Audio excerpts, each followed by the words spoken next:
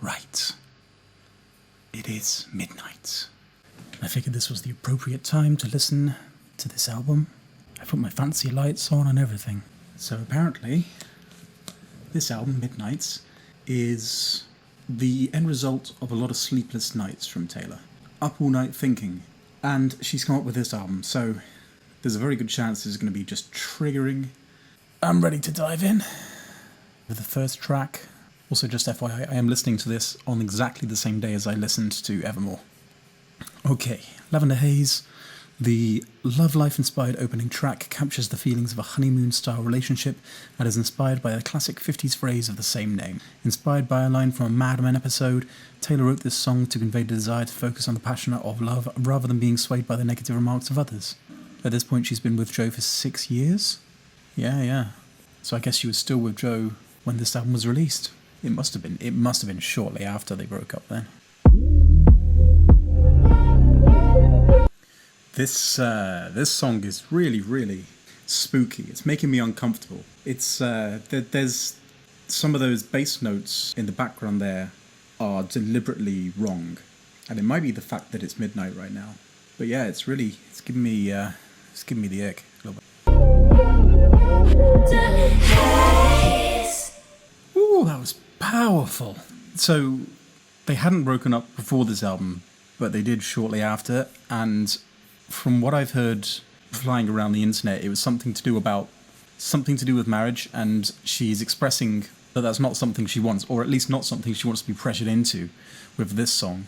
So this should have served as a warning, and I imagine a lot of Swifties got really worried.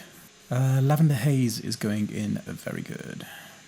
Yeah, just FYI, I haven't rejigged Evermore yet, because it's the same day, but I will do. Maroon, another colour. Maroon is similar to Red and Clean. While Red describes a love that was burning red, this track is a more grown-up version of a love story. It shows the shades of red were a constant in the relationship, but Maroon is brownish crimson colour. It's not as straightforward, but it allows complexities and honesty. Yeah, well, I mean, what is Maroon if not a more grown-up red? I would say as far as colours go, that's pretty much spot on. Nice.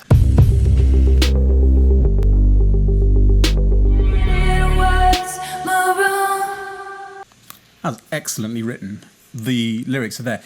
The complaints I had about Folklore and Evermore were that the lyrics were there, but the melodies, the vocal melodies and the hooks were not there, and it more felt like it was a stream of consciousness and she was sort of talking at you, worrying about creating a memorable song. But that's changed here. We've got both the lyrics and the vocal melody and the hooks, and we've also got this really well done, very, very bass-driven instrumental, which is outstandingly dreamy and moody, cloudy and nightimey. It really, like, this album being called Midnights and it being about nighttime thoughts, it's the perfect way to express that. So far, we're 2 tracks in and this album is it's going up there with that one. Brilliant, right? Anti-Hero, right, I've heard this one. On the radio in the background, shops. Okay. Described by Taylor herself as one of my favourite songs I've ever written. Described by Taylor herself as one of my favourite songs that I've ever written. Anti-Hero is the scintillating lead single from Midnights, largely serving as a parallel to The Archer. Interesting. The song shows a darker self-perception from This song shows a darker self-perception from Swift than usual and goes into detail about what she feels are her personal failures. So this song is basically a guided tour about all the things she hates about herself. Grand. Right, let's give this song a proper listen. I remember thinking the first time I heard this, that line, "I'll stare directly at the sun but never in the mirror," feels like it should go, "I'll stare directly at the sun, but never in the mirror." But I feel like, A, that's too close to the first line of the verse, but also it might be too happy, too major for what she's trying to... Sexy Baby is a choice line, isn't it? Too big to... What an excellent song. Never before has... the term breakdown been so apt. She is utterly done with it in that breakdown, and she's expressing it so well. It says bridge, but I think the third verse there is a little out of place. It's weird. Yeah, an unfortunately relatable song, I think, to a lot of us. Okay, this next song is Snow on the Beach. Snow on the Beach is Taylor Swift and Lana Del Rey singing about the rare phenomenon of two lovers simultaneously falling in love with each other. The song's heartwarming lyrics are part of a light and dreamy track that complement the duo's heavenly vocals. Ahead of its release, Swift explained the meaning behind Snow on the Beach by expressing the feeling that she is grateful for life, to get to collaborate for the first time with Lana Del Rey, who she called one of the best musical artists ever, and admitted being a massive fan of hers. Let's hear some Lana Del Rey.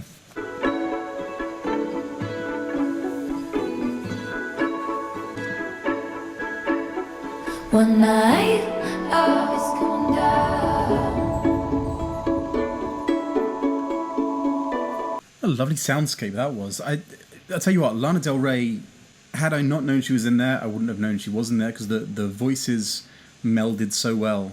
It just sounded like an extension of the plucked strings. Really helped create an atmosphere of dreams rather than nightmares, you know, even though there is some nightmare fuel in here. Also, I always appreciate a reference to Rocky Horror Picture Show. Organise them at some point. Okay, You're on Your Own, Kid. Right, so this one is the one that my cousin likes to belt out and scare her dad with. So this is pretty much what prompted me to do this entire series, is a combination of just Taylor Swift being everywhere and the Eras tour happening and everyone talking about her, and then this song gets mentioned and I realised that I have absolutely no idea about anything Taylor. So that's what prompted me to do this, really. As far as I recall, it's been a second. As far as I recall, this song sounds a bit like Castle on the Hill. So let's see if I remember that correctly. You're on Your Own, Kid recounts a young person who longs for love but eventually understands that they're on their own. As the song progresses towards its conclusion, the verses take you through the younger life, and the music builds as she matures through the song. The song builds into a frenzy. The audience receive a glimpse of Taylor's past life. She writes a song, burns the lyrics, letters to ashes. Suddenly she's on her own, figuring out how to be herself. Beautiful. Let's... Summer went away, fireplace ashes awaited. That's the bit. From sprinkler splashes to fireplace ashes. That's the bit that sounds like Castle on the Hill. Do do do do do do do. We buy cheap spirits, drink them straight. Yeah, it's just that bit. Ages to see you there. I searched. Woo! Ooh, I had an emotional build-up at the end there. Something about that escalating beat and just the progressive volume increase and just all the other things happening in the background, and then that last little chorus put a lump in my throat, that did. Wow, what a great song. It's going straight in S. If I could reach S. I mean, it's behind the camera, but you get the idea. Midnight Rain. With the song utilising an inside light pop rhythm with a mix of some synth sounds, Midnight Rain finds Taylor singing about ending a relationship to focus on her singing career more. Then it ends off with the relationship being forgotten as if it never happened. Oh, this is, there's some foreshadowing here, man. God, if I was Joe listening to this album, I'd be concerned. He wanted to call me, chasing the... What is this effect going on in the intro? That's really weird and I love it. He stayed the same. I'd be really interested to read up more about the significance of using that really weird effect for so many of the choruses. I understand it in the intro, but in the first chorus and the second half of the last chorus, it seems weird. I'm sure there's a Taylor Swift, I'm sure she's done that for a reason, to symbolize something or other. Obviously the effect itself sounds like someone is singing at you through many layers, like they're looking at something from the outside. So maybe it's supposed to symbolize her in the future looking back at this. Yeah, either way, very strange one, that one. Alright, this one's called Question. Reflecting upon a past relationship question, Swift asks her former lover if their new romantic experience compare to the time they spent together. Implicitly, she hopes that their ex is similarly unable to move on from her and that newer attempts at love are only, and it's nighttime thoughts that you'd never really express in the daytime. Good girl, sad. It's just a question. Yeah, good song that. So far there's not been a bad song on this album. I shouldn't have said that out loud. I don't know why in the last couple of albums she's had a tendency to just swear for no particular reason. Maybe it's just because she can, and she couldn't for a long time. That one's going in good, because it's not the same level as these, but it's close. So it's not going to stay at the bottom of good, obviously, but I don't need to explain myself anymore. I think you understand. The rankings are just too difficult to make any sort of permanent list. Stuff's going to change constantly. I'm still explaining it. I'm going to stop explaining it. It's fine. Right. Vigilante Sugar. Cool, Vigilante Sugar. Vigilante Sugar follows the topic of a woman who's seeking revenge. Swift and the subject of the song ostensibly obtain their revenge instead of getting sad. They get even! So it's another one of those crime docs. Lovely. The themes of this song heavily parallels Swift's 2020 track Nobody No Crime, heck, which also sees her involved in vigilantism. Musically, the song continues with heavy synths reverberating, never quite building to its climax. Cool. Cool. Draw the cat eyes sharp enough to kill a man. Lately I've been dressing for revenge. There's some Billie Eilish in this. I think she's been listening to some Billie Eilish and she's taken a bit from that. Some of those harmonies are very Billie. And the synths as well. The synths are very Billie as well. I don't start friends. Lately I've been dressing for revenge. Yeah, if you whisper song all of that, that would be a Billie Eilish song. Just kept all the same instrumentation. It kind of sounds a little bit like it could be a modern Bond theme as well. It's really, really cool is what I'm saying. Pop that up there with the rest of them. Bejeweled. Mobile games.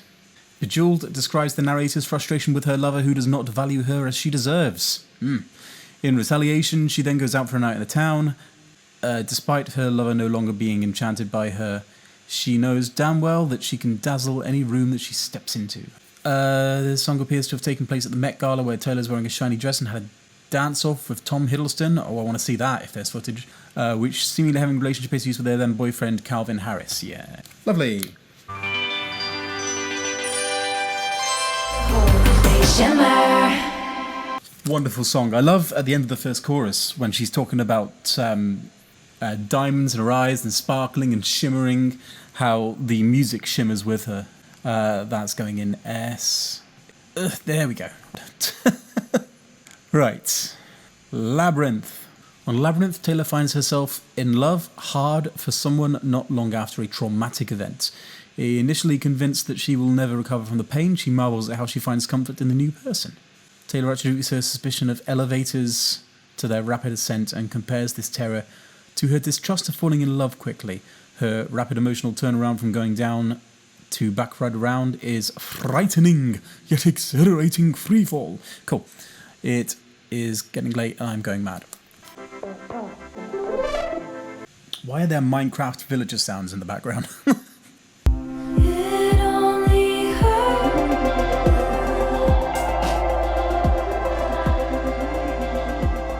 I wonder what the significance of the deep faraway voice is, because that's 2 songs now.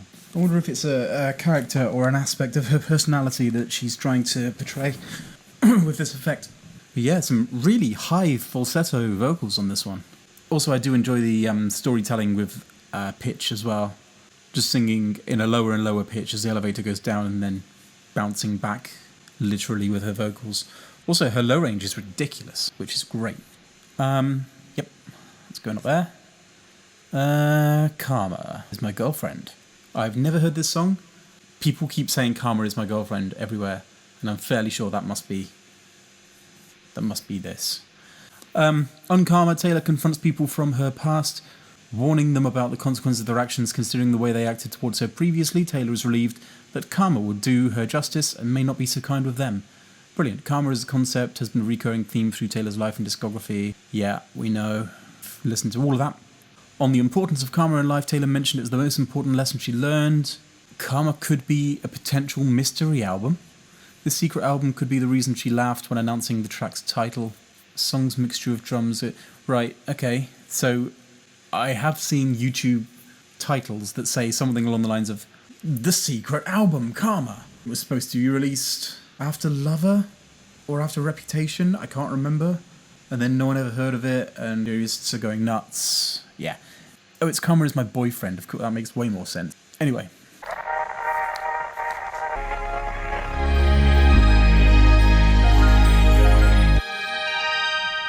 That was a great song. I enjoyed that. That's am I going mad, or is she starting to sing in a British accent? Because I know she's been with this guy for 6 years. Maybe she's picked something up, but the way she was singing that, specifically in the breakdown, just sounded very, very British. That's going up there as well. I'm still waiting for a bad song. We've got 2 songs left. One of them might be bad. Sweet Nothing is the 12th track of Midnight's, a slow, soft love song which seems to reflect the concept of soft words exchanged between lovers that are often called sweet nothings. The song follows Taylor's simple gratitude and love for the life that she's built with boyfriend Joe Alwyn. Swift speaks of how she finds peace in a romantic relationship with a partner who asks sweet nothing of her, as opposed to the pressures she faces from the media, a topic Swift has written about frequently. Yep, we know. Great. This song is written by Taylor Swift and Joe Alwyn. Oh, okay.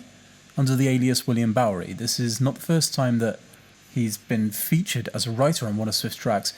He's also got writing credits on Exile. That's a weirdly personal one for him to have writing credits on.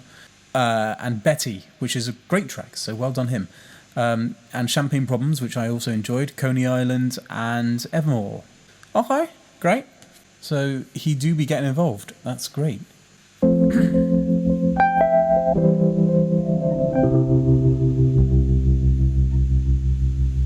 Still yet to find a bad song on this album. What is going on? Yeah, there's not a lot to be said about that one. That was just a really nice song. Okay, last song on this album is called Mastermind. Mastermind. Swift reaffirms that she thinks that she and her longtime partner Joe Alwyn were meant for each other, but she also schemed and made up a plan to ensure that they would be together. Once she admits that to her lover, he just smiles because he already knew that something like that was in her nature. All's well that ends well. The title is also a nod to her fans calling Swift a mastermind for her careful planning. Cool. Last track. Will it be bad? Will it be the first bad track on this album?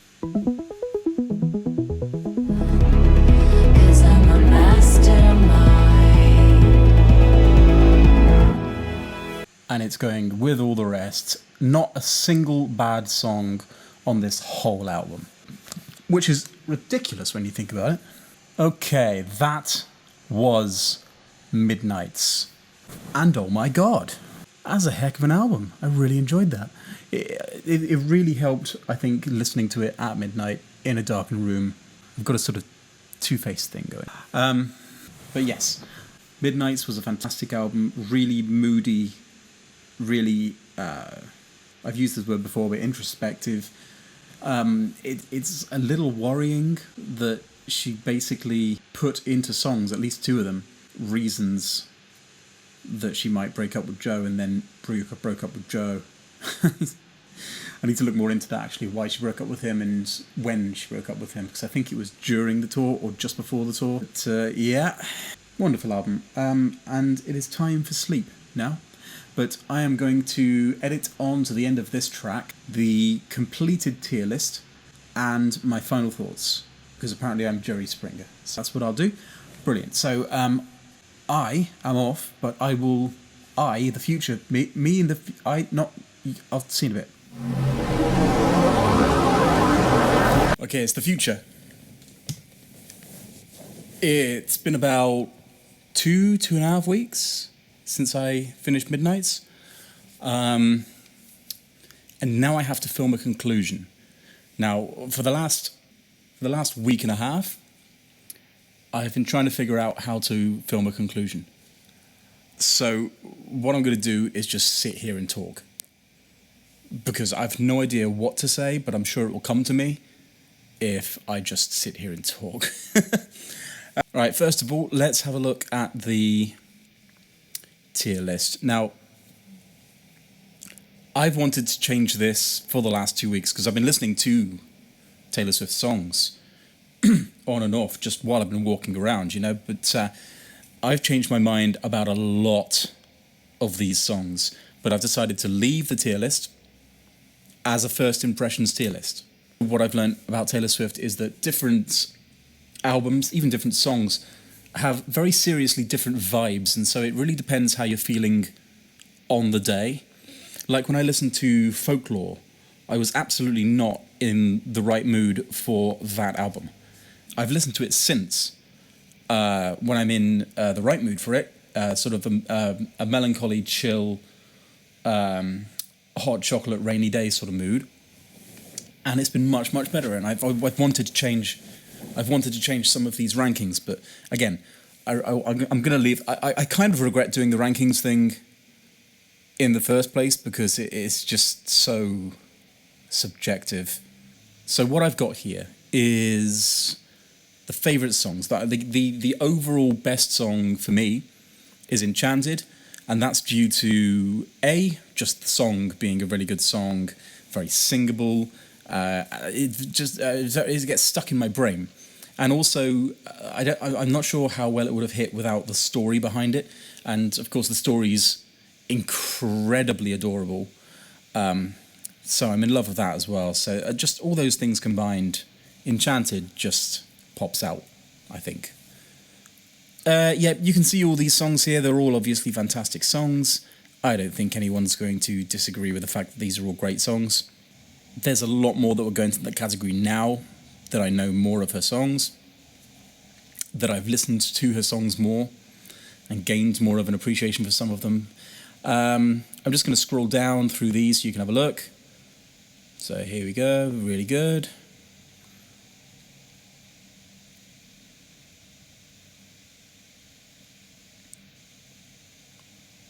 Most of Midnight's in there. And then we got Good.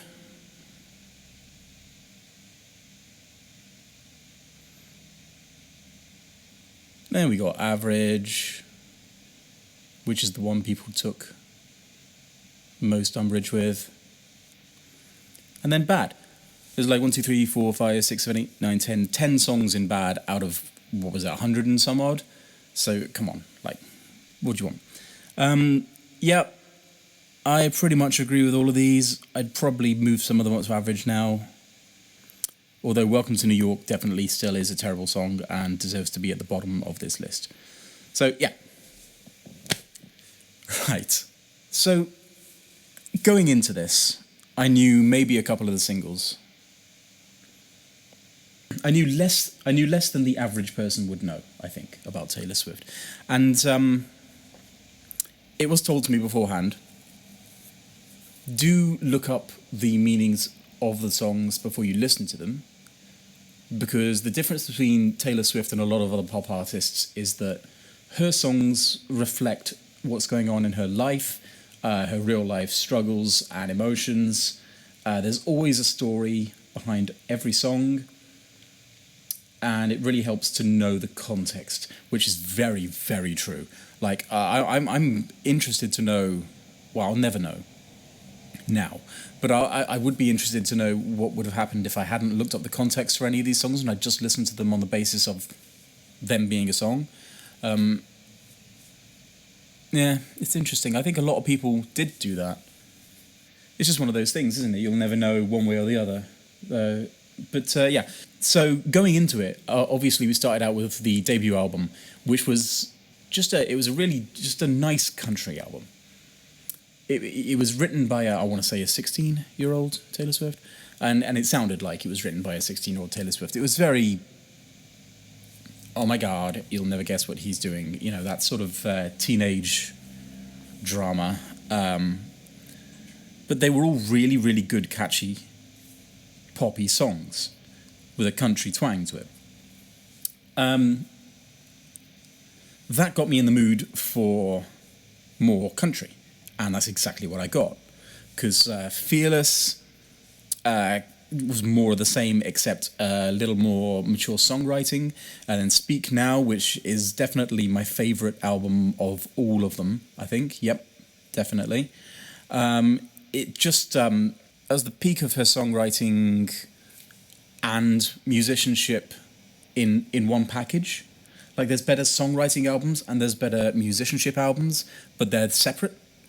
So I think this is the best combination of all her best assets in one album. Then Red came along, which was kind of a continuation of Speak Now, but definitely going more into the pop realm. We could see the transition happening, and then 1989 happened. So there is two distinct Taylor Swift eras for me. There is 1989 in the middle, everything before it, everything after it. So everything before it is country pop, and I've enjoyed pretty much everything that's before it. And then 1989 happened, and she began to see that, oh, okay, so pop. I need to be more mainstream, and that's how I'm going to get all this success. But then she lost a bit of her songwriting, in my opinion, because she was, I think, dumbing it down. Because 1989 was obviously, it was the whole idea of it was supposed to get to #1 in the album charts. She wanted to win Album of the Year, and that was how she was going to do it. So I think this was a play on her part to get as much recognition as possible, dumb down the lyrics a little bit, and then just focus on the songwriting. And that's exactly what she did, and it was a massive success. It was a massive success. And so, yeah, everything after that, we got Reputation and Lover. So Reputation went a very experimental route. Lover went a very sort of happy, poppy, bubblegummy route. But it was all very much in the sort of synth dance pop bubble. And then obviously COVID hit, and we got Folklore and Evermore, which sort of forced her to go back to her songwriting, singer-songwriter, just her and an acoustic guitar sort of roots, which almost every pop artist does. After a while of being dance pop, they almost always go stripped down to an acoustic. You look at most pop artists, and if they haven't done it yet, they will. You know, people like Lady Gaga just sound so much better stripped down to acoustic. Christina Aguilera did it, and everyone did it. And then very recently we got Midnights, and Midnights is just a really nice, moody album, which it's kind of taking Folklore and Evermore and then putting some more production behind it, synths and stuff. It was interesting to see the direction that she went when she ran out of people to write about. When she was in a dedicated relationship and she'd run out of exes to write about. It's interesting the way she went. She went with stories, made-up stories about fictional people. And that was a good route to go, but now she's broken up with Joe, I feel like this is going to fuel her next album. So I think selfishly, a lot of Swifties are going to be very happy about the breakup. I'm very interested to see what happens. I really am. It's going to be an interesting next album whenever it drops. Judging by her pattern, probably 2025, I should think. And she's in the middle of her Eras tour right now, which is apparently going to be showing in cinemas, so I'm going to catch that, because there's no chance I'm getting tickets for it. Not a shot. But yeah, in conclusion, to this conclusion, Taylor Swift is unique in the world of pop, I think, because there's a lot more thought and meaning behind her songs than your typical pop artist. The fact that she writes all her own songs and plays on most of them, if not all of them, the fact that her live performances are so varied depending on the tour, it's just it really speaks to the fact that she lives, eats and breathes music. She's one of those people that can't be stopped, and it really just sets her apart. It really does. I'm very glad that I did this deep dive into Taylor Swift, and I don't think I'll be doing it for any more mainstream pop artists unless something really grabs me, because it's been a lot. It's been a lot. A lot of people want me to do the Taylor's version extra songs and the Vault songs. I think if I do that, it won't be straight away. It will be later on down the line, because I need to take a Taylor break. I need to listen to some other music. I'm interested to get into those at some point, just not right now. I've listened to over 100 Taylor Swift tracks, and I'm done for a bit. I need to move on and do other things. This has taken up a lot of my time. But yeah, to anyone who's watched all of these videos and either agreed or disagreed with me, just anyone who's taken this journey with me, thank you. I appreciate you so much. I really do. I didn't know whether this was going to get any traction whatsoever, but it looks fairly popular. Also, I'm just getting into this whole speaking on camera thing. I'm really not used to it. Singing on camera, I'm fine with. That's no problem. I've been doing that for years. Speaking on camera, I'm not used to it, and I need to work on that, because I can come off a little low energy, but that's because there's nobody here in this room with me. You know, there's nobody to focus on, and it's something I'll get better at, I think, as I go. And now I don't know how to end this video. I have no idea. So I'm just going to end the video, and if it's ready by now, I will link to my cover of Enchanted that I've done, because it was in my brain for too long and I had to get it out of my brain, so I did a cover of it. But yeah, hopefully that's ready. Hopefully I can link to it, and hopefully you enjoy it. So, brilliant. I will see you on the next one, whenever and whatever that's about. Bye-bye.